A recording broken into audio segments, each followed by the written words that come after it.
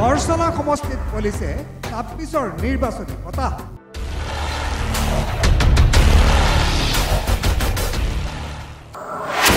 মুখ্যমন্ত্ৰীৰ ঘোষণাৰ পিছতে নতুন মুখৰ প্ৰাৰ্থীয়ে সমষ্টিটোত চলাইছে কুচকাৱাজ।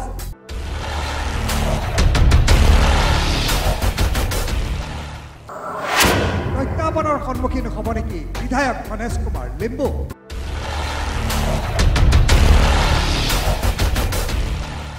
বৰছলা সমষ্টিত ক্ৰমাৎ বলিছে ২৬ৰ নিৰ্বাচনী বতাহ। শেহতীয়াকৈ মুখ্যমন্ত্ৰীয়ে বহু সমষ্টিত এইবাৰ নতুন মুখৰ প্ৰাৰ্থীয়ে বিজেপিৰ দলীয় টিকট লাভ কৰিব পাৰে বুলি ঘোষণা কৰাৰ পিছতেই বৰছলাত বহুকেইগৰাকী বিজেপিৰ নতুন মুখৰ প্ৰাৰ্থীয়ে দলীয় টিকট বিচাৰি ব্যাপক কুচকাৱাজ চলাইছে।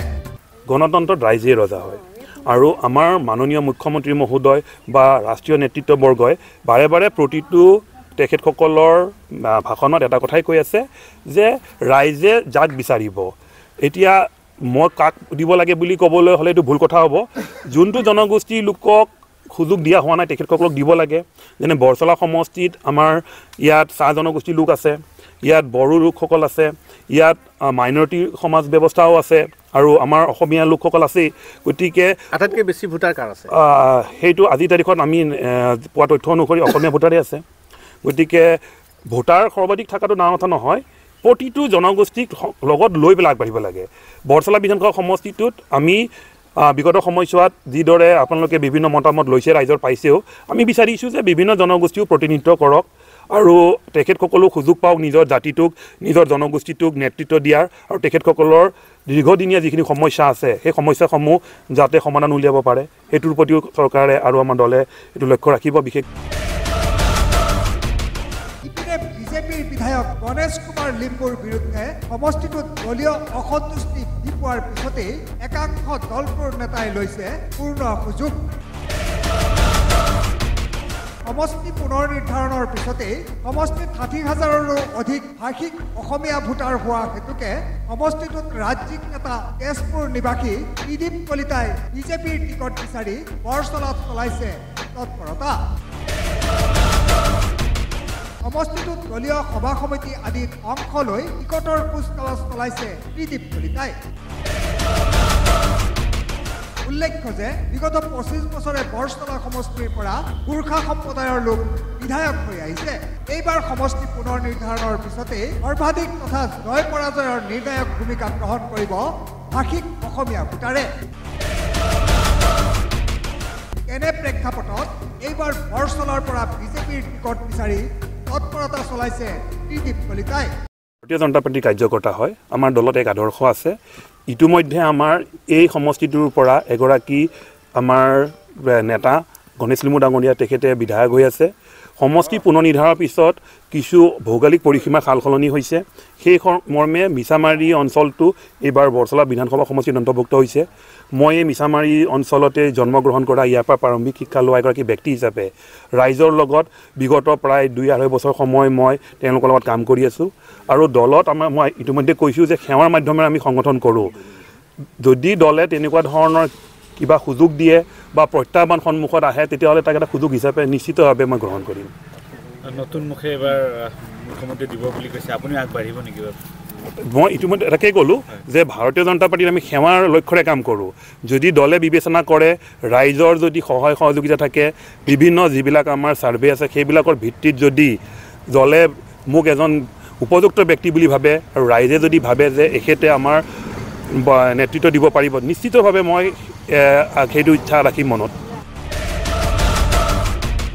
ইপিনে বৰছলা সমষ্টিত বৰ্তমানৰ বিধায়ক গণেশ কুমাৰ লিম্বুৰ লগতে দলটোৰ ৰাজ্যিক উপসভাপতি অশোক ভট্টৰাই, ৰাজ্যিক বিজেপিৰ মুখপাত্ৰ কিশোৰ উপাধ্যায়েও টিকট বিচাৰি কুচকাৱাজ চলাইছে। আনহাতে 10 বছৰে বৰছলাৰ বিধায়ক হৈ থকা গণেশ কুমাৰ লিম্বু এইবাৰ টিকটৰ ক্ষেত্ৰত প্ৰত্যাহ্বানৰ সন্মুখীন হোৱা দেখা গৈছে। বৰছলা বিধানসভা সমষ্টিটো যেতিয়া ভৌগোলিক পৰিসীমা সাল সলনি হ'ল, মিছামাৰী, বেলচিৰি, ঠেলামৰা এই তিনিটা অঞ্চল, বৃহৎ অঞ্চল নতুনকৈ অন্তৰ্ভুক্ত হৈছে। গতিকে তেখেতে এই অঞ্চলসমূহত উন্নয়ন কৰিব পৰা নাই বুলি ক'লে একেষাৰে ভুল হ'ব। হয় কিছু থাকে ভুল ত্ৰুটি কিছু এণ্টি ইনকামেঞ্চি এটা সময়ৰ পিছত আমাৰ ৰাজনৈতিক প্ৰেক্ষাপটত আহেই গতিকে মই তেখেতে এগৰাকী জ্যেষ্ঠ ব্যক্তি আৰু তেখেতৰ নিচিনা এগৰাকী অমায়িক ব্যক্তিৰ মানে দক্ষতাৰ ওপৰত মই প্ৰশ্ন উপস্থাপন কৰাটো বা তেখেতৰ ওপৰত আঙুলিয়াই দিয়াটো ভুল হ'ব তেখেতে নিশ্চিতভাৱে তেখেতৰ সমৰ্থন অনুযায়ী যিখিনি কাম কৰিব বাবে কৰিছে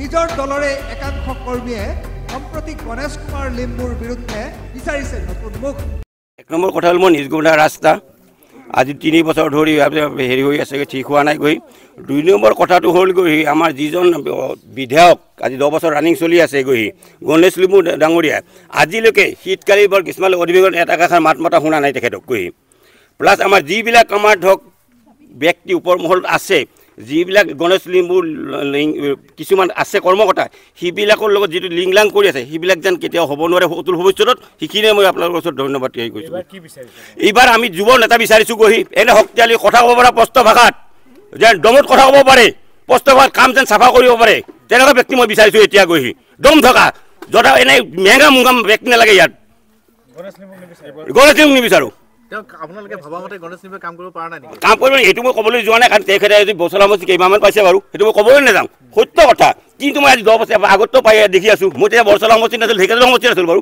তেতিয়া দেখি আছোঁ শীতকালী অধিৱেশনত আপোনাৰ কিছুমান অধিৱেশনে এষাৰ মাত নেমাতে গৈ জুপুকা মেকুৰীটা বহি থাকে গৈ তেনেকুৱা ব্যক্তি নালাগে নহয় আমাৰ নিচিনা কথা কওক গৈ কওক এটা যুৱ নেতাক বিচাৰিছে সত্য যুৱ নেতাক বিচাৰিছোঁ যুৱ নেতা যদি যিজন আহিছে যদি এখেতে ভগৱানৰ আশীৰ্বাদ কৰি এখেতে যদি পায় এখেতে মই থাকিম গৈ তাৰ মানে গৈ য'ত যাবলৈ মই যাম দিনতে কষ্ট কৰিম কি নাম তেখেতৰ তেওঁ ত্ৰিদীপ কলিতা মোৰ নাম অমেন্দ্ৰ কলিতা ভাই বুথ প্ৰেচিডেণ্ট মই বৰ্তমান বুথ প্ৰেচিডেণ্ট নহয় ভাইচ প্ৰেচিডেণ্ট বৰ্তমান ৰাস্তা বৰ্তমান 3 বছৰ হ'ল এতিয়ালৈকে সেই কি কৃতিক তামুলী নে কি তামুলী কি কণ্ট্ৰেক্টাৰ কৌশুক সিঙাল ডাঙৰীয়াই দিছে নাজানো গৈ কি কণ্ট্ৰেক্টাৰ বিচাৰি নাপালে নেকি তেখেতে হা কণ্ট্ৰেক্টাৰ বিচাৰিয়ে নাপালে গৈ তাৰ মানে গৈ আৰু এই আই গুৰু মাথাতে এইখিনি পাই গৈ তাৰমানে এনেকুৱা কেছবিলাক আহি পাই গৈ আজি ইমান বছৰ আপুনি নিশ্চয় জানে ইমান বছৰ এই ৰাস্তাটো হ'ল কিমান দম কৌশুক সিঙাল তৰ্ক বিতৰ্ক লাগি ৰাস্তাটো আনিলোঁ কিন্তু এতিয়ালৈকে ৰাস্তা এতিয়া সঠিক এতিয়ালৈকে নাই গৈ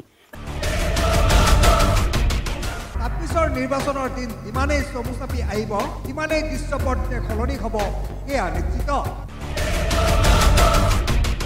ব্যুৰ ৰিপৰ্ট এনালাইচিছ 24/7